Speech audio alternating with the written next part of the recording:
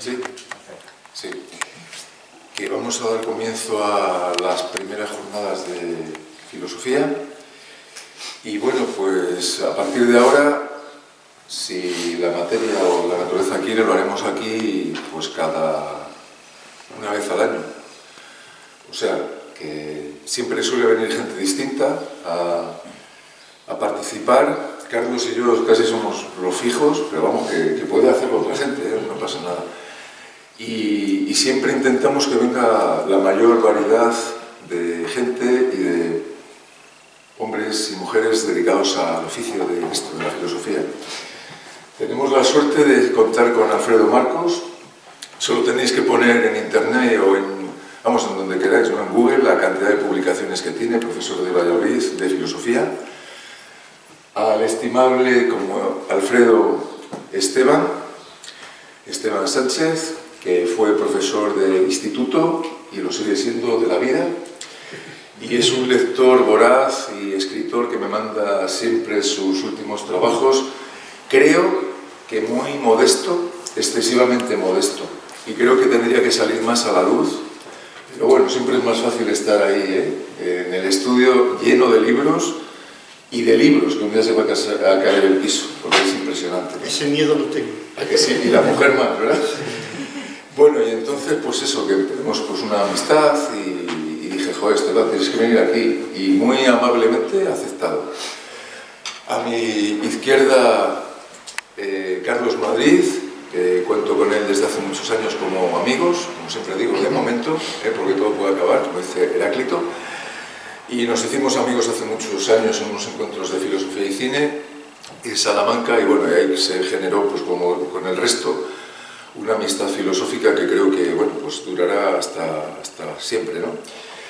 Y sí tengo que destacar, pues su generosidad, la de estos tres profesionales de la filosofía y de la vida, por estar dispuestos a pues, hacerlo por el gratis et amore, ¿no?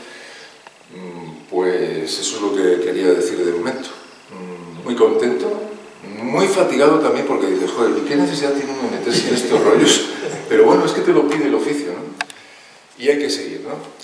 Y entonces, pues eso, que vamos a empezar ya en breve con Alfredo Marcos, que nos dé ahí pues, su PowerPoint, su información, que es un gran profesional del tema este de la naturaleza humana, ha publicado cosas en la BAC, en la Biblioteca de Autores Cristianos, sobre la belleza humana, que tuve la suerte de estar con él en el Ayuntamiento de León, presentándolo, un librín muy breve y muy legible. Y una vez dicho esto, también quiero hacer constar, agradeceros a vosotros la presencia en un domingo, que fíjate, a estas horas, madre mía. Y también a Álvaro Pedraz, que es el que también me ha facilitado, que es el que está ahora ahí en la técnica, en la tecnología, y a Emilio Gancedo, al Instituto Leones de Cultura, porque yo creo que los sitios públicos son para que esté la gente reunida, ¿no? Porque para que estén vacíos no valen para nada, para eso hay que tirarlos, no valen para nada. Así que, bueno, pues Alfredo Marcos, cuando quieras. Muy bien. Pues nada, sí que traía una pequeña presentación. A ver, ahí estamos. Que si me ve Platón haciendo estas cosas, proyectando imágenes sobre la pared, me echa patadas. Pero bueno, vivimos en la época en la que vivimos. Yo antes que nada quería darle las gracias a Miguel Ángel por involucrarme en este acto. Para mí es una alegría por muchas razones, por muchos motivos. Uno de ellos es comprobar que un domingo por la mañana puede haber gente interesada en cuestiones filosóficas y dispuesta a participar en esto, lo cual me parece incluso emocionante. Y la otra es que yo soy leonés y vivo aquí al lado, y entonces por un rato por lo menos uno tiene esa extraña sensación de ser profeta en su tierra. Entonces te lo agradezco muchísimo. Bueno, pues yo quería hablar sobre transhumanismo, o no sé si quería, pero bueno, por lo menos es lo que me han pedido. Digo que no sé si quería porque siempre que hablo sobre transhumanismo tengo una extraña sensación, y es la sensación de que le estamos haciendo el trabajo a los transhumanistas, porque Yo más o menos hablo desde un punto de vista crítico, pero antes de criticar el transhumanismo uno tiene que exponerlo. Entonces yo me doy cuenta, por ejemplo, en mis clases en la facultad, que me doy cuenta de que estamos haciendo gran parte del trabajo de difusión y de explicación y de estudio incluso de las raíces profundas, filosóficas, teológicas, etcétera, del transhumanismo. Y por otro lado, esto es una especie de moda filosófica a la que yo creo que no deberíamos contribuir mucho. Por lo tanto, tengo esta extraña sensación de que no sé si se debería hablar mucho sobre el transhumanismo o sencillamente ir pasando ya a otras cosas. Pero quería añadir también la consideración esta de la naturaleza humana.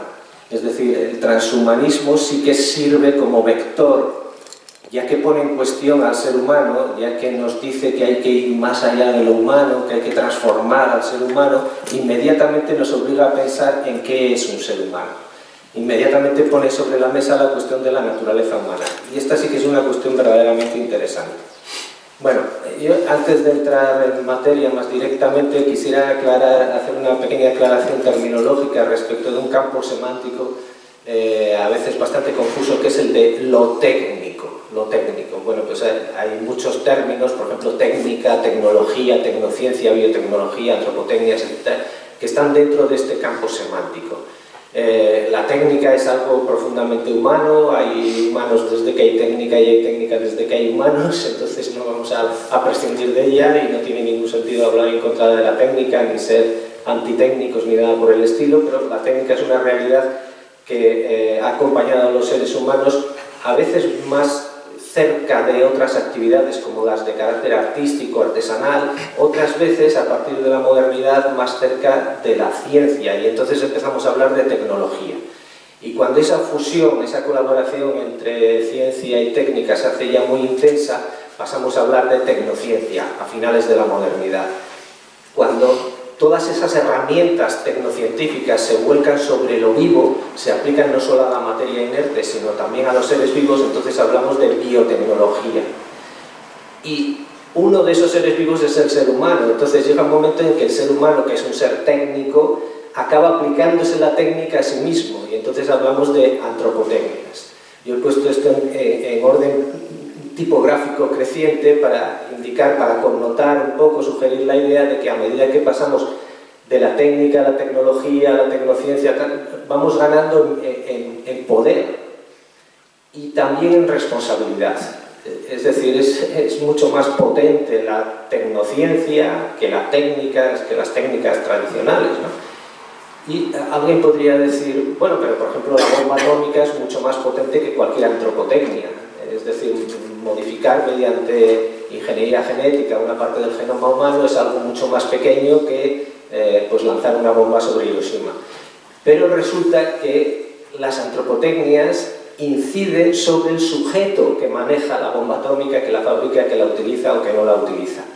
Por eso yo creo que es justo poner este orden creciente de poder y de responsabilidad. En la medida que tenemos en nuestras manos ya capacidades antropotécnicas, es decir, capacidades para intervenir técnicamente sobre lo humano, en esa medida contraemos una enorme responsabilidad y merece la pena pensar sobre ello y plantearnos qué queremos hacer con las antropotecnias.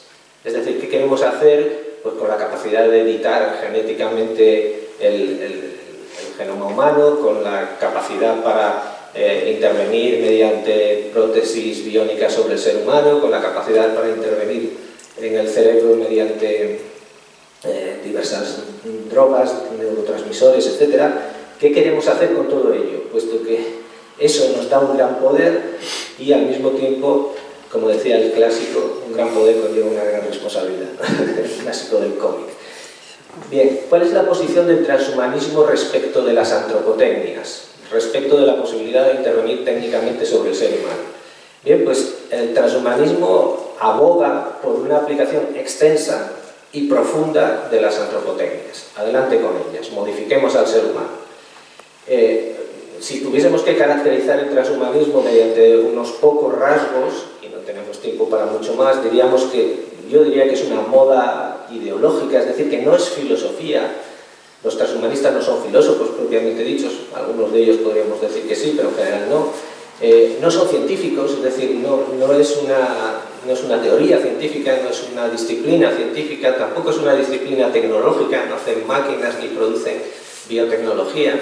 Es más bien una moda ideológica que ha marcado la agenda filosófica de modo muy profundo, es decir, en los últimos años nos dedicamos a escribir sobre transhumanismo, a discutir sobre transhumanismo, ha habido congresos hasta la saciedad sobre este tema, todas las revistas del ramo se han preocupado de hacer un monográfico sobre transhumanismo, etc. Ha marcado profundamente la agenda filosófica, y no solo la filosófica, sino que también tiene sus ramificaciones en el cine, en las series, en la literatura, en los videojuegos, etc.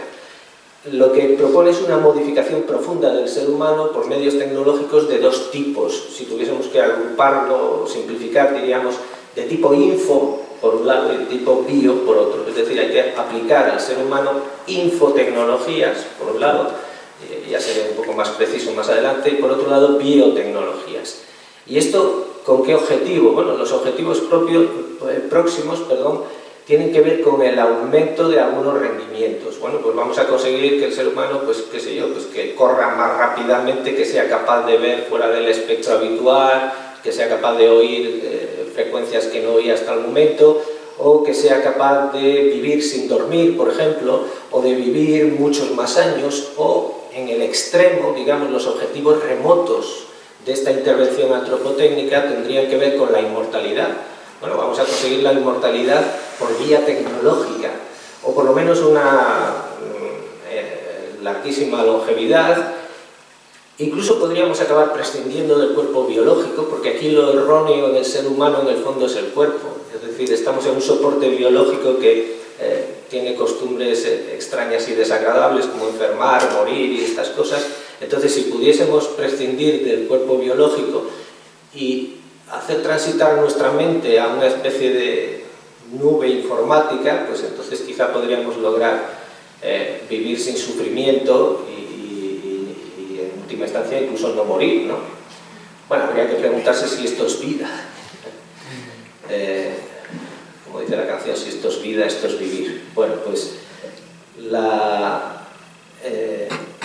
en el último extremo, aunque cada uno de nosotros consiguiese la inmortalidad en la nube informática, en la nube digital, constituiría un punto de vista, una mente que ve el mundo desde un determinado ángulo. Es decir, mi mente ve el mundo desde aquí. Y la de cada uno de nosotros desde su ángulo. Pero, ¿y si consiguiésemos una fusión de todas las mentes? Entonces seríamos algo así. Seríamos no individualmente cada uno de nosotros, sino habríamos constituido una especie de sujeto omnisciente. Bueno, ese realmente es el último horizonte, que ya es prácticamente teológico, del transhumanismo, el de la fusión cósmica de mentes, por extraño que pueda parecer. Es decir, en principio proponen cosas tan elementales como bueno, pues desarrollar implantes de interfaz para comunicarnos con las máquinas, pero en el último horizonte está la fusión de todas las mentes para conseguir una especie de mente cósmica que sea capaz de ver el universo desde todos los puntos de vista. Bien, esto, como decía antes, tiene sus repercusiones en la cultura popular, en el cómic, en el cine, en la literatura, en las series. Y voy a poner algunos ejemplos. A mí me gusta mucho esta viñeta de un cómic de Marvel en el que uno de los personajes le dice al otro, pero mediante bioingeniería puedes reescribir el ADN así sobre la marcha y puedes convertir a la gente en dinosaurios, pero también podrías curar el cáncer por este mismo sistema. Esta es la cuestión de los medios, es decir, empezamos a tener medios, herramientas, instrumentos para curar el cáncer o para convertir a la gente en dinosaurios. Pero después está la cuestión de los fines. Es decir, ¿cuál es el sentido de estos medios tecnológicos que hemos ido ganando a lo largo de la modernidad? ¿Al servicio de qué los ponemos? Bueno, pues si no tenemos una idea clara de qué es el ser humano, en qué consiste su felicidad, cuál es la naturaleza humana, difícilmente vamos a poder orientar toda esta enorme panoplia de medios tecnológicos hacia un fin sensato, razonable, etc. Entonces la respuesta me parece muy lúcida del otro personaje. Le dice, sí, pero yo es que no quiero curar el cáncer. Lo que quiero es convertir a la gente en dinosaurios. Ya está. Entonces, esto nos obliga, cuando tenemos tantos medios, tantas herramientas, nos obliga a pensar sobre los fines, nos obliga a pensar sobre el sentido. Este es un fotograma de Black Mirror, de una serie que quizá hayáis visto muchos de vosotros y que es muy tecnológica, muy transhumanista, no en el sentido de que favorezca el transhumanismo, sino de que plantea los problemas del transhumanismo. Y en uno de los episodios, que creo que se llamaba Arcángel, le inyectan a una niña, le implantan un chip que permite que esté monitorizada continuamente, 24/7, como se dice ahora. Todas las horas del día, y que entonces sus padres pues, puedan cuidarla e incluso si se siente mal inyectarle oxitocina y bueno, pues intervenir profundamente sobre sus neurotransmisores para que esté siempre a gusto, para tenerla vigilada, segura, etc. Lo cual en algunos momentos ha sido el sueño de todos los que hemos sido padres y la pesadilla de todos los que hemos sido adolescentes, claro.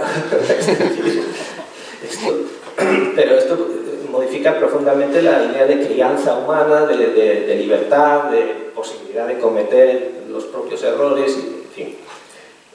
Esta es otra película que quizá hayáis visto que se llamaba en inglés Downsizing y en español Una vida a lo grande, porque se trata mediante biotecnología de reducir a la 10ª parte el tamaño de los humanos, lo cual los hace ecológicamente más sostenibles y de paso nos hace ricos, porque claro, si uno tiene que comprarse un piso de 1000 metros cuadrados le cuesta mucho, pero si lo reducen a una 10ª parte, con uno de 100, si mi tamaño es de una 10ª parte, con tal de que no me quiten un cero en la cuenta corriente, pues me he vuelto rico. Bien, esta película presenta también los diversos problemas que tiene intervenir sobre el ser humano de modo tan profundo. Years and Years es una serie británica en la que esta niña que aparece aquí a la derecha, el de la imagen, les plantea a sus papás, que son estos dos, una cuestión crucial. No estoy a gusto con mi cuerpo, me siento trans. Y entonces los padres reaccionan de modo muy positivo, muy liberal, digamos, y le dicen, bueno, no te preocupes, nosotros te apoyamos, veremos cómo se puede hacer la transición, etc. Dice, no me habéis entendido. No transexual, sino transespecie o transhumana. Es decir, el problema es que no estoy a gusto no con mi cuerpo femenino, sino con mi cuerpo humano. Entonces, ¿qué es lo que quiero? Bueno, pues digitalizar mi mente. Al fin y al cabo se puede entender que la mente de una persona se puede transformar en un código, en un largo número digital, digitalizar mi mente y ponerla en un soporte mucho más estable y mucho más fiable que el pobre soporte biológico en el cual estamos ahora. Y bueno, esta es una película un poco más antigua, de 2005, que se llama The Island, de la cual no voy a decir nada, porque si digo algo ya hago como se dice ahora, el spoiler. Pero también es biotecnología aplicada a seres humanos y en fin, eso genera toda una trama. Este es un gráfico, yo no sé si se alcanza a leer algo, pero no voy a entrar a fondo en él. Esto es lo tomé con su permiso, claro, de una conferencia que nos dio en el programa de doctorado que yo coordino Antonio Dieguez. Antonio Dieguez es un especialista en transhumanismo, ha hecho estancias en Oxford en los institutos que promueven el transhumanismo y él es catedrático en la Universidad de Málaga, ha publicado un par de libros sobre estas cuestiones y en esta conferencia nos presentó este esquema, me pareció muy bueno y le pedí permiso para usarlo en charlas y en clases. Lo que me interesa es que se vea que aquí hay una doble vía, una doble entrada hacia el transhumanismo a través de tecnologías info, por ejemplo de inteligencia artificial, de lo que después vamos a oír hablar. Entonces, si desarrollamos sistemas de inteligencia artificial y además desarrollamos interfaces de manera que esos sistemas se comuniquen bien con el ser humano, eso por un lado, y por el otro lado hacemos un desarrollo biotecnológico que mejore el cuerpo humano, entonces progresivamente llegaremos a un punto en el que podamos llegar a una integración total de la máquina con el ser humano todavía biológico. Entonces tenemos tecnologías info, tecnologías bio, hay que desarrollarlas hasta el momento de la fusión, en la cual cada uno de nosotros sea una especie de cyborg o de cyborg, con una parte info, una parte digital y una parte biológica. Pero las cosas no se quedan aquí. Una vez que consigamos la integración total con la máquina, tenemos que pasar a prescindir del cuerpo biológico. Este es un paso importantísimo. Estamos en un cuerpo equivocado, en un soporte frágil, y tenemos que transitar hacia soportes más fiables, de silicio, o mejor aún, completamente inmateriales, completamente digitales. Y en el fondo, y en última instancia, como último horizonte, la fusión de mentes. Bien. Por supuesto, el transhumanismo ha recibido críticas, obviamente. Y desde los flancos más diversos. Yo voy a contar muy brevemente algunas de las líneas críticas para con el transhumanismo. Por ejemplo, hay quien dice que son meras ensoñaciones utópicas, que esto es futuroscopia y por lo tanto no tiene mayor interés discutirlo. En parte es verdad, algunas de estas ideas son meramente utópicas, irrealizables, contrarias a las leyes de la naturaleza, etc. Pero otras no, y ya están sobre el terreno, están muy próximas a nosotros, algunas están en marcha. Después, otra línea de crítica al transhumanismo es la que tiene que ver con la naturaleza humana. Es decir, si vamos más allá de la naturaleza humana, si nos convertimos en algo que no sea humano, no habremos mejorado a los humanos, habremos hecho algo distinto. Y nunca sabremos si mejor, porque mejor es un término normativo, evaluativo, y la normatividad nos viene dada por la naturaleza humana. Es decir, si perdemos la naturaleza humana, nos colocamos inmediatamente más allá del bien y del mal, nos colocamos en una posición de indiferencia axiológica, en una posición en la cual no podemos distinguir qué es mejor y peor. Sabemos que algo ha cambiado, pero no sabemos si es mejor. Nos parece que algo es mejor siempre en relación con la felicidad humana, siempre en relación con la naturaleza humana, siempre en relación con el sentido de la vida humana. Si eso es lo que se pierde, habremos perdido la normatividad y habremos perdido toda posibilidad de diferencia entre el bien y el mal, de diferencia entre lo mejor y lo peor. A mí esta me parece una línea de crítica muy acertada, y yo en alguna medida he procurado contribuir a ella. Leo Kass, Michael Sandel, Francis Fukuyama van en esta línea. La cuestión de la democracia y la libertad, si se aplican tecnologías transhumanistas, ¿a quién van a afectar? ¿Serán un problema para la democracia? ¿Generarán dos tipos de ciudadanos, unos humanos y otros transhumanos? ¿Estarán a disposición solo de los más ricos? Bueno, toda esta problemática también está muy presente en los debates sobre transhumanismo. La cuestión ecológica, por ejemplo, si cada uno de nosotros llegase a vivir 500 años, eso sería sostenible desde el punto de vista ecológico. No digamos ya desde el punto de vista de la ecología humana, que se produce, por ejemplo, dentro de una familia, las relaciones entre una generación, la siguiente y la siguiente, 3 generaciones, 4, son relaciones que más o menos asumimos. Imaginar relaciones entre 5, 6, 7 generaciones. Es decir, la no muerte o la prolongación, la longevidad extrema de un ser humano hasta los 400, 500 años implicaría, por otro lado, un freno a la natalidad, claro. Es decir, estaríamos impidiendo la renovación de la propia población humana. Aparte, bueno, no quiero entrar en más profundidades, pero la idea de que la longevidad humana se puede disparar hasta donde queramos es una especie de trampa, digamos, de trampa demográfica. Es decir, pensamos que ha crecido muchísimo la esperanza de vida, y eso es así, pero no el umbral máximo de vida de algunos individuos, que viene siendo el mismo desde tiempos inmemoriales. Es decir, Platón vivió, ya que lo citábamos al principio, por más de 80 años. Siempre ha habido personas longevas, y actualmente las hay más que antiguamente, pero lo que no hemos conseguido es pasar que haya algún humano que viva 150 a 200 años. Es decir, parece ser una especie de umbral casi entrópico que está en torno a los 120 años, y eso es así desde tiempos inmemoriales. Bien, después hay problemas de carácter bioético, es decir, ¿se podría hacer toda esta transición transhumana respetando los principios de beneficencia, de autonomía, de justicia, de no maleficencia? Pues hay serias dudas, claro. Y cuestiones de justicia social que ya he apuntado antes al hablar de democracia y libertad. Es decir, ¿a disposición de qué, de quiénes estarían estos medios de transformación humana? Si alguno de vosotros tiene interés por seguir leyendo sobre la cuestión, creo que de esto también vas a hablar, Pues hay unos cuantos libros recientes en español, asequibles y muy informados, que me permito citar, y si alguien quiere la presentación se la paso, y si alguien quiere estas referencias bibliográficas pues también se las paso. De Albert Cortina, por ejemplo... Solo ese, voy a citar solo ese. Perfecto, pues... De momento.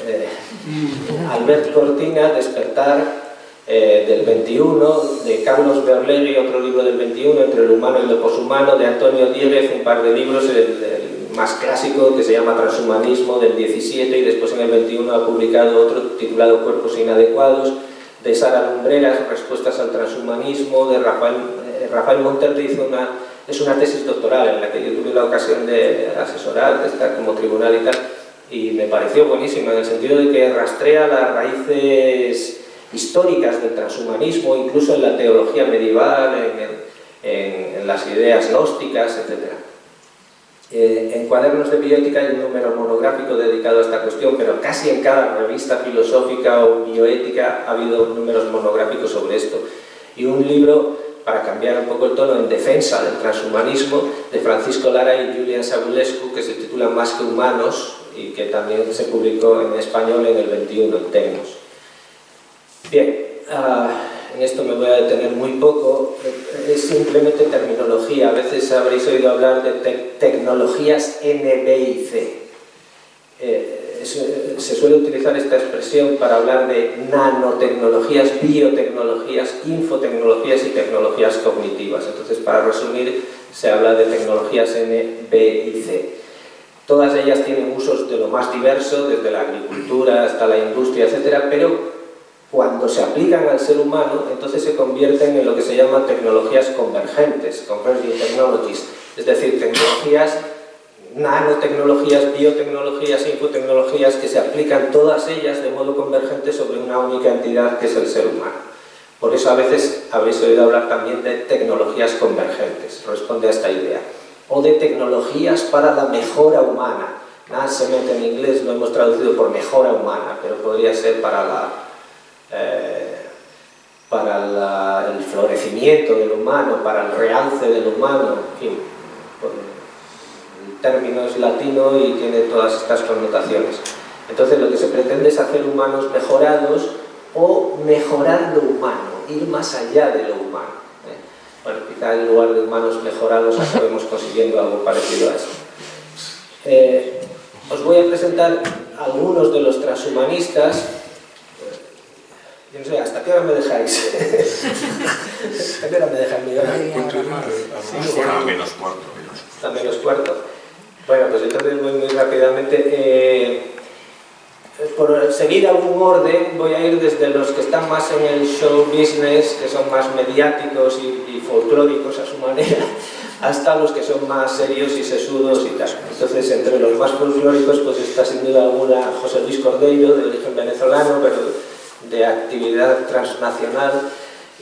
Por ejemplo, en una entrevista suya en el periódico en 2018 declaró lo siguiente: dentro de 25 años morir será opcional. Este señor que aparece aquí arriba a la izquierda. Y esto fue en el 18. Estamos ya... si aguantamos, resistimos un poquito más. Sí. A veces Antonio Díez hace la broma de decir que vamos a ser la última generación que moriremos obligatoriamente, ¿no? Zoltán Istvan, por ejemplo, que aparece aquí, que tiene su obsesión puesta en la reducción de las horas de sueño. Dice, bueno, queremos la longevidad, alargar el periodo de vida y tal, pero desperdiciamos un tercio de nuestra vida durmiendo. A ver si encontramos unas pastillas o algo que nos permitan no dormir. Bueno, a mí como me gusta dormir, no sé, esto me parece, no acabo de verlo como un progreso, ¿no? Después, Natasha Vitamor, que aparece aquí, estuvo hace poco en España en un congreso que organizaron en Comillas, que habla del nuevo ser humano. Max More, que aparece con unos congeladores aquí detrás, bastante grandes, donde cabe un cadáver humano entero. Es decir, lo que se trata es de congelar a la gente cuando están a punto de morir y, bueno, quizá con el tiempo se halle el remedio para la enfermedad que le estaba matando y entonces sería el momento de descongelarlo, supongo que en un microondas o algo así. Bueno, ahí la versión low cost de esto es congele usted solo la cabeza, porque es que conservar un cuerpo humano entero congelado es carísimo y la empresa de este señor lo sabe bien. Entonces está la versión para andar por casa, que es quedarse solo con la cabeza y a ver si más adelante tenemos suerte. A mí esto siempre, desde que se hablaba ya, yo creo que en mi infancia, ¿no? De que Walt Disney, que Walt Disney había sido congelado y tal, siempre me llamó la atención porque o una persona se muere y después la congelas, con lo cual has congelado un cadáver, o lo congelas antes de morir, con lo cual lo estás matando de frío. O sea, el concepto de congelar a alguien vivo no lo entiendo. Bueno, gente un poco más seria que están en la franja, digamos, no tanto del espectáculo como de los ensayos con tendencia al bestseller. Rice Kurzweil, que ha trabajado en Silicon Valley, que habla de la singularidad. La singularidad es ese momento del tiempo en el cual las máquinas van a poder ya fabricar máquinas más inteligentes que ellas mismas. Es decir, hay una curva de crecimiento de la inteligencia y habrá un momento de flexión donde cambia la derivada y tira para arriba la curva, porque en ese momento las máquinas inteligentes que nosotros habremos hecho serán capaces a su vez de hacer otras máquinas más inteligentes que ellas mismas, con lo cual la inteligencia en el universo se disparará y, bueno, o no. Claro. Yuval Noah Harari, que ha escrito diversos bestsellers, uno de ellos se llama Homo Deus, dice que los seres humanos siempre hemos inventado dioses y que ya es hora de que nos hagamos dioses a nosotros mismos por medios tecnológicos. Y esta gente sí ya es más sesuda y académica y tal, son los líderes de dos institutos que están instalados en la Universidad de Oxford y desde los cuales se promueve el transhumanismo, Nick Bostrom y Julian Savulescu. Abajo he puesto a Peter Sloterdijk, que es un filósofo no transhumanista, pero sí posthumanista de raíz nietzscheana, heideggeriana, alemán, que habla del parque humano. Es decir, hemos intentado criar a los seres humanos, educándolos en la escuela. La ilustración pretendía mejorar al ser humano mediante la enseñanza, mediante la cultura, pero esto no ha funcionado. Entonces ya hay que intervenir sobre el ser humano mediante otro tipo de crianza, modificarlo genéticamente para hacerlo mejor, porque toda la vía ilustrada, pues, digámoslo así, habría fracasado. Como críticos al transhumanismo, pues hay muchos, pero aquí quiero citar a Fukuyama, Francis Fukuyama, en un libro que se titula El fin del hombre, ya es de 2002 y se refiere sobre todo a las biotecnologías que en ese momento estaban desplegándose. Y Habermas, un texto interesantísimo que se llama El futuro de la naturaleza humana. Lo que es curioso es que ambos se refieren al concepto de naturaleza humana. En el caso de Habermas está ya en el título, y en el caso de Fukuyama podemos recoger esta cita. Dice: la amenaza más significativa planteada por la biotecnología estriba en la posibilidad de que altere la naturaleza humana y por consiguiente nos conduzca a un estadio post-humano de la historia. Lo concibe como una amenaza. Yo creo que en el fondo la amenaza es que al irnos más allá de lo humano perdemos las coordenadas de sentido, perdemos los criterios de valoración, nos colocamos en la indiferencia, más allá del bien y del mal. Entonces, lo que quería hacer a partir de ahora, pero me quedan 5 minutos, entonces me voy a limitar a recomendar mi libro, es hablar sobre la naturaleza humana. Es decir, en llegados a este punto, el concepto que tenemos sobre la mesa es el de naturaleza humana, tanto a través de Fukuyama como de Habermas, como de otros muchos, Cass, Sandel, etc. ¿Y qué se ha hecho del concepto de naturaleza humana? Es decir, si uno se sienta hoy día a la mesa filosófica y pide el menú, dice, a ver, ¿qué tenemos sobre naturaleza humana? Pues tenemos una tendencia nihilista, digamos, que la niega, pues en la línea existencialista, Sartre, Heidegger, algunos de nuestros existencialistas, incluso Ortega, cuando dice que el ser humano no tiene naturaleza sino historia, es decir, no tenemos naturaleza. Llamémosle a esto, yo alguna vez he estado tentado a llamarles negacionistas, pero es que este término no me gusta nada, me parece que se ha sacado del lugar donde debería estar y se está aplicando de una manera, en fin, muy imprecisa. Entonces, es una tendencia a negar que exista naturaleza humana. Llamémosle por simplificar nihilismo. Y la otra gran tendencia actual, el otro gran plato que se nos ofrece en el menú, es el de la naturalización radical. Es decir, ¿qué es un ser humano? Un ser humano es un primate, ya está. Es un animal, es un ser natural más. Y se acabó. Entonces, o bien no tiene naturaleza, o bien su naturaleza es totalmente natural, propiamente natural, es la de un primate.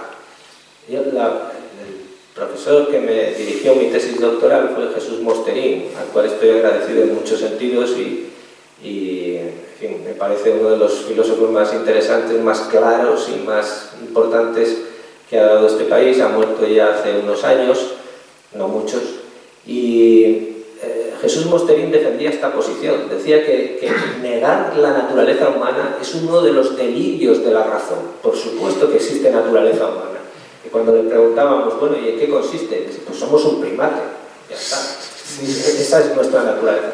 La posición de Jesús Mosterín era de extrema naturalización de la naturaleza humana. Y ambas posiciones, por dispares que parezcan en principio, conducen a las mismas consecuencias prácticas. Es decir, ambas refuerzan las antropotecnias profundas, el extremo de intervención sobre el ser humano. ¿Por qué? Porque si uno piensa que no hay naturaleza humana, entonces cada segundo, cada minuto, cada día de nuestra vida nos tenemos que inventar a nosotros mismos, sin orientación, sin guía, sin brújula. Es la idea de que el ser humano no es naturaleza, es solo libertad. Es la tradición existencialista, etc. Cada momento de mi vida me tengo que inventar a mí mismo. Entonces está perfectamente indicado que yo me construya tecnológicamente, que yo acabe siendo un artefacto de mí mismo. Y al revés, si pienso que el ser humano es solo y exclusivamente naturaleza, en el par naturaleza-libertad nos quedamos solo con el otro lado, entonces ¿qué es lo que sucede? Que estoy tan a disposición de la técnica como cualquier otra parte de la naturaleza. Es decir, si puedo hacer tomates transgénicos, también podré hacer personas transgénicas. Al fin y al cabo somos un primate. Entonces, tanto la negación de la naturaleza humana como su radical naturalización conducen a lo mismo, a un respaldo de la artificialización del ser humano. Quizá una tercera posibilidad que también está hoy día sobre la mesa en el menú filosófico sea optar por una concepción de la naturaleza humana más próxima al sentido común y concretada filosóficamente a través de la tradición aristotélica. Es la tradición que nos dice que los seres humanos somos animales, sí, por supuesto, somos primates, pero somos un tipo de animal social y un tipo de animal social racional o espiritual, racional en un sentido amplio. No me refiero solo a que podamos hacer silogismos o raíces cuadradas. Me refiero a que tenemos conciencia y autoconciencia y que tenemos sentido de la realidad y que apreciamos el bien y la verdad y la belleza.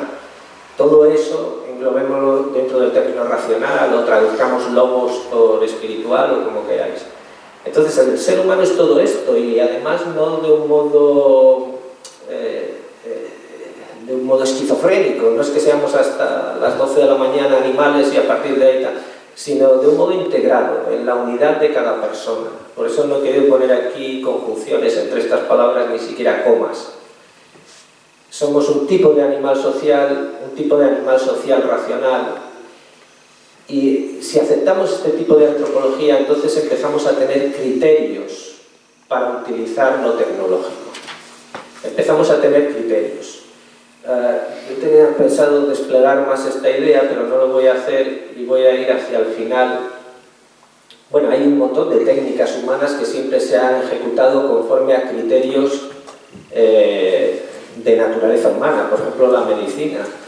El médico que atiende a un paciente que tiene, yo qué sé, 39 grados de temperatura no pretende mejorar la temperatura de los humanos. Lo que pretende es llevar la temperatura, mejorar al paciente, llevar su temperatura a lo que es normal para un humano, entre 36 y 37 grados. La escuela, el medio escolar, también es un tipo de técnica apoyada en la escritura, apoyada en la aritmética, etc., que pretende mejorar la vida del ser humano, no hacer algo mejor que lo humano, no hacer una entidad mejor que el humano, sino mejorar la vida humana, haciéndola más propiamente humana. El ensayo, cuando hablamos de música, el entrenamiento, cuando hablamos de deporte, todo eso son técnicas que se aplican a la mejora humana, pero mejora humana en un sentido interesante de la palabra, no para construir algo mejor que lo humano, sino para mejorar la vida humana. Bien, entonces me salto todo esto y voy hacia el final. Si consideramos al ser humano como algo de esta naturaleza, lo que es propio yo diría, del sentido común y de la tradición aristotélica, entonces tenemos criterios normativos, tenemos guías, tenemos brújula que nos dice cómo aplicar las biotecnologías y las antropotecnias. No se trata de rechazarlas, se trata de aplicarlas poniéndolas al servicio de lo propiamente humano. Por ejemplo, dado que somos animales, pues al servicio de la salud y del bienestar y de la reducción del dolor, etc. Dado que somos sociales, al servicio de la convivencia en paz y con justicia y con relaciones de fraternidad o de caridad. Dado que somos racionales, al servicio del crecimiento espiritual, del saber, de la contemplación. Y dado que todos estos elementos van unidos en cada persona, al servicio de la dignidad de la persona.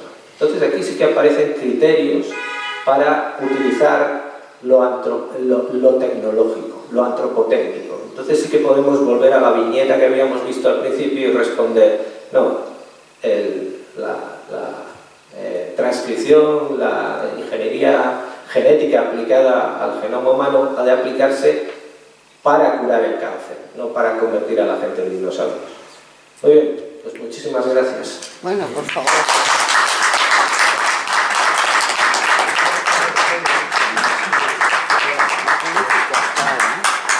Muy bien, bueno, pues muchas gracias, Alfredo. Ahora tenemos 12 minutos, 10, para que le hagamos algunas preguntas u observaciones. Esto va a estar, bueno, en YouTube, lo estamos aquí grabando, y bueno, pues en el canal así, mi nombre, Miguel Ángel Castro Merino, y luego más tarde Nódulo TV y tal. Y se me olvidaba decir antes que lo del diálogo es importantísimo, ¿no? Porque entendemos que filosofía siempre es diálogo. A mí me ha encantado pues la plática de Alfredo. Vamos ahora a hacer un poco de diálogo, pero lo más interesante será el diálogo filosófico que vendrá ahora. Y también os anuncio que a partir de septiembre, los lunes, una vez a la semana, un lunes a la semana, al mes, perdón, haremos un diálogo filosófico en el cual tocaremos diferentes temáticas. Entonces aquí haremos pues algo así a lo Platón, que no sea solo un monólogo, sino que sea lo más dialógico posible, que eso sí creo yo que es la fertilidad de la filosofía. No obstante, sin saber esto, a ver cómo filosofamos, ¿no? Así que muy agradecido, Alfredo, porque este tema yo siempre, bueno, estoy un poco reacio, pero como estoy con Esteban y contigo y tal, pues siempre te anima, ¿no? Porque si no son campos que no hagan. Venga, ¿alguna observación que queráis comentar? Hay miles. Bueno, a mí me ha dado una extraña sensación de al final, cuando estaba acabando, sobre si somos animales, etcétera, etcétera, etcétera. Y no sé, me ha sonado como a una cierta orfandad, ¿no? La humanidad está huérfana, no se sabe si de un Dios, un Padre. La humanidad siempre tiene que ser teledirigida. Y creo que toda esta la mente humana, esta metamente que se está construyendo, esta nueva ciencia ficción, filosofía, parte de esa orfandad. ¿Por qué tenemos que ser algo en el universo o ya somos? No sé si me entienden lo que te quiero decir. Me ha parecido que al final estamos huérfanos. Tenemos que tener algo por encima o algo por debajo, o ser metamente eso, o construir por encima de nuestras posibilidades. Esa orfandad, ¿no? Me ha sonado algo de huérfanos en la existencia. Bien, no sé, nuestro moderador si... Sí, replícale. Si conversamos directamente, no, se hacen todas las cuestiones. Bueno, de momento la que ha hecho Rafael. Vale, pues yo sí que O sea, creo que en el transhumanismo y en muchas otras ideologías contemporáneas hay una especie de pulsión de futuro. No sé si es otra forma de decirlo de la orfandad. Estamos en cuerpos equivocados, somos incompletos, el ser humano es un animal fracasado, en términos nietzschianos estamos transitando encima de una cuerda sobre el abismo, etcétera, etcétera. Y yo creo que bueno, es una forma de ver las cosas, pero a mí me gustaría argumentar en otra dirección. Yo creo que ya hay unos criterios, ya existen unos criterios, ya existe un valor en el presente. No hace falta acudir, no hace falta traerse las normas, las indicaciones desde el futuro, desde un supuesto futuro al que vamos a llegar, sino que simplemente como indicación para nuestra acción sirve el respeto a la dignidad humana tal y como es actualmente. Es decir, no hace falta apelar a instancias futuras, externas o lo que sea, sino simplemente hacernos cargo de lo que dice la Declaración Universal de los Derechos Humanos, y es que todos, por pertenecer a la familia humana, tenemos un valor absoluto que se llama dignidad. Y a partir de ahí podemos modular ya nuestras acciones, podemos saber qué biotecnologías, qué infotecnologías tenemos que desarrollar, cuáles no, en qué dirección deberíamos orientar nuestra sociedad, etc. Yo creo que los criterios ya están presentes, que no hace falta acudir a ningún supuesto futuro, y esos criterios tienen que ver con la fidelidad a la naturaleza humana, con la fidelidad a lo que somos. No sé si con eso más o menos Vale, respondo. Vale, sí. Cuando se habla de todo ese tipo de temas, hay algo que siempre es como realmente sugerente. Es ver el ser humano desde un punto de vista totalmente fraccionado. ¿Totalmente? Fraccionado. Sí. Es buscar un desarrollo de la personalidad en una línea totalmente intelectual y racionalista. Cuando yo pienso, es una visión subjetiva, que el ser humano es algo mucho más complejo y donde aspectos como, por ejemplo, los espirituales, o los llamemos como queramos, la poesía, el arte, la música y demás, forman parte tan imprescindible y tan necesaria para la evolución de la humanidad que sí que se extinguiría realmente el ser humano, pienso, si solamente se viera la evolución en una línea. La pregunta es la siguiente. Creo que vamos a cometer otro gran error al dejar que toda esta locura de la razón que se está produciendo a través de la inteligencia artificial se esté dejando salir sin ver lo que a largo plazo pueda producir. O sea, sin que los seres humanos que estamos aquí seamos capaces de atisbar mínimamente qué es lo que puede pasar. O sea, es una de nuestras desgracias humanas, nunca tener visión a largo plazo. Por otro lado, yo sí que creo, y con esto es creencia, confío en que el ser humano es tan complejo que va a ser capaz de afrontar esta situación y va a paralizarla. Lo que no sé es desde dónde va a venir esa paralización, desde qué factores humanos que tenemos nosotros podemos frenar, no frenar, sino darle esa versión que tú has dado, que me parece muy interesante, de que sea al servicio del humano y no la destrucción del humano. No sé si lo estoy. Sí, yo, claro, en absoluto quiero transmitir una impresión, por así decirlo, antitecnológica o neoludita o algo parecido. Yo creo que todo el desarrollo de la técnica, en general, bienvenido sea, e incluso las antropotecnias, la utilización de la técnica sobre el propio ser humano.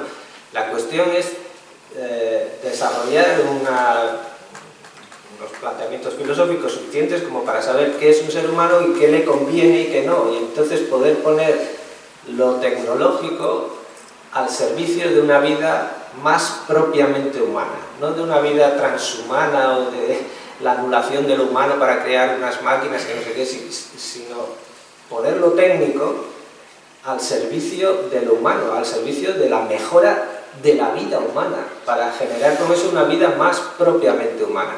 Y una vida más propiamente humana, quienes estáis metidos en el negocio filosófico, pues sabéis que no es una forma de hablar, es un término técnico. Me estoy refiriendo a Hans Jonas y me estoy refiriendo a la idea de que una vida es propiamente humana cuando uno es capaz de atribuirse a sí mismo deberes y de tener la libertad suficiente como para cumplirlos y en fin. Bueno, y en cuanto a lo del fraccionamiento, estoy completamente de acuerdo, es decir, hay una visión, yo creo que errónea del ser humano, conforme a la cual somos, lo voy a decir en palabras de Ortega, una especie de centauro ontológico. Es decir, que somos mitad naturaleza, mitad razón, y la parte que la parte que tenemos de naturaleza no es lo propiamente nuestro. Yo creo que iba en esa dirección cuando decías que se pone demasiado énfasis en la razón. Yo creo que actualmente hay una tendencia a la recuperación o a poner énfasis en lo corporal, en lo animal, y me parece muy saludable, siempre y cuando eso se considere integrado, se considere de un modo unificado, de un modo integrado con los aspectos sociales, con los aspectos espirituales que tenemos. Uno de los textos que tenía aquí para citar procede de Ortega, en concreto de un texto suyo clásico en filosofía de la técnica y que se lee, yo diría que en todas partes del mundo, que es el famoso texto de Meditación sobre la técnica de Ortega, Meditación de la técnica, dice. Y que yo cuando empecé a leerlo hace ya muchos años me pareció deslumbrante, me pareció clarísimo, muy bien escrito, como todo lo de Ortega. A medida que lo he ido leyendo sucesivas veces para comentarlo en clase y tal, me ha ido decepcionando más, hasta el punto de que en este momento me parece, no sé cómo decirlo, me parece insuficiente para pensar la técnica. Dice, es pues la técnica la reacción enérgica contra la naturaleza. Obsérvese aquí la preposición, lo que dice es contra, no dice es una reacción junto a la naturaleza, para desarrollar la naturaleza, para integrar la naturaleza, los aspectos naturales, los aspectos animales, corporales del ser humano junto con los sociales y racionales. No, dice es contra la naturaleza. Parece que está negando una parte del ser humano. En el fondo aquí hay una visión dualista, fraccionada del ser humano, que después conduce a un dualismo mutilado que considera que el ser humano es solo libertad, en la línea existencialista, nihilista, o un dualismo mutilado que considera que el ser humano es solo naturaleza, en la línea del naturalismo extremo. Pero en el fondo, ambas formas reduccionistas de considerar al ser humano proceden de una raíz original que es el considerarlo como algo fraccionado. Vuelvo a Ortega, dice, yo no soy mi cuerpo. ¿Cómo que no soy mi cuerpo? Pues claro que soy mi cuerpo. Ortega dice literalmente, yo no soy mi cuerpo, me encuentro con él y con él tengo que vivir. Claro, estamos a un paso de decir, estamos en un cuerpo equivocado, lo que tenemos que hacer es, como decía la niña esta de Years and Years, hacer viajar nuestra mente a la nube de Google, pagando los correspondientes derechos por estar ahí albergada, etcétera, etcétera, y desprendernos de este cuerpo equivocado con el que me he encontrado, resulta. Bueno, entonces yo creo que esa visión dualista del ser humano en el fondo después degenera por un lado el nihilismo y por otro lado el naturalismo radical, cuando uno niega cualquiera de estas dos partes. Y aquí el error está en partir de una concepción dualista del ser humano. Dice, tenemos pues que mientras el simple vivir, el vivir en sentido biológico es una magnitud fija, que tal, lo biológico es fijo, dice Ortega. En cambio, el ser humano es ilimitadamente variable. Es decir, yo puedo hacer conmigo lo que quiera, somos pura libertad. Lo que tenemos de naturaleza es lo otro, con lo que me encuentro y qué le vamos a hacer. La idea está del centauro ontológico en Ortega. Y Hans Jonas critica muy duramente, no a Ortega, obviamente, con quien no conversa, pero critica este dualismo. Y yo creo que acierta en el tiro. Es decir, el naturalismo radical y el nihilismo radical son subproductos de un dualismo originario. No sé si con eso comento. Bueno, estamos ya en tiempo, pero si hay una mano levantada, si es una pregunta muy... Nada, rápido, simplemente eso. Es verdad, vamos, que en tu opinión los ideales ilustrados ya no tienen sentido el día de hoy, quiere decir que es algo ya superado, no tenemos solución, tienes razón que necesitamos, uno de los argumentos que has dado el autor a favor del transhumanismo es que necesitamos nuevas normas para el pacto humano. ¿Cuál es tu opinión? Sí, este es Sloterdijk, que mantuvo un debate, en Alemania, como en León, la filosofía interesa mucho y entonces ocupa espacios de print time en televisión y tal. Y uno de los programas más seguidos en Alemania fue en un momento dado el debate entre Sloterdijk y Habermas sobre esta cuestión, sobre el parque humano. Es que Sloterdijk utiliza esta terminología, dice nuevos procedimientos de crianza, el parque humano, una nueva forma de doma, es decir, cómo socializamos a los niños, cómo los hacemos entrar en la sociedad. Bueno, a través de la escuela, a través de otras instituciones, del consejo, del ejemplo, de la moral, de las leyes, de la ilustración, en el fondo, es decir, enseñando cómo son las cosas. Y Sloterdijk dice, este sistema ha fracasado. Quiero decir que y lo sabe un alemán cuyos compatriotas en algún momento se despertaron con ganas de invadir Polonia y no porque fuesen especialmente zotes, porque en fin, podían oír a Wagner por la noche e invadir Polonia por la mañana. Quiero decir que era gente perfectamente ilustrada, no era el país más retrasado del mundo ni nada por el estilo. Entonces él lo que reflexiona y dice, bueno, este sistema de encauzar al ser humano mediante la cultura, pues no ha funcionado. Entonces vamos a otro sistema biotecnológico, vamos a intervenir sobre las oxitocinas que nos hacen más oso-amorosos o sobre, o sobre el genoma directamente o lo que sea. Claro, yo creo que aquí hay muchos peligros. Uno de ellos tiene que ver con la libertad humana, con tocar algunos aspectos muy básicos del humano, con lo cual parece que mejoras algo pero no sabes por dónde estás empeorando otras cosas. Y el diagnóstico inicial, que es al que te referías, sobre si la ilustración ha fracasado o no, yo creo que en algunos aspectos sí. O sea, en algunos aspectos todo el movimiento ilustrado que activó la modernidad pues está superado, ya no somos modernos en muchos sentidos. Algunos de los ideales de la ilustración merece la pena mantenerlos, desde luego, pero la propia tendencia ilustrada a desnaturalizar al ser humano me parece que lleva en sí mismo la semilla del fracaso de la ilustración. Es decir, si tú crees que con el ser humano puedes hacer lo que quieras mediante la educación y la cultura, entonces es que no estás entendiendo que el ser humano también es un cuerpo, también es un animal, también es un...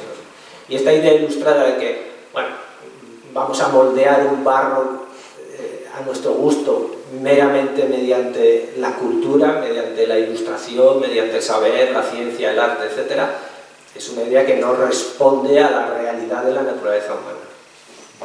Bueno, pues muy bien, porque es que si no...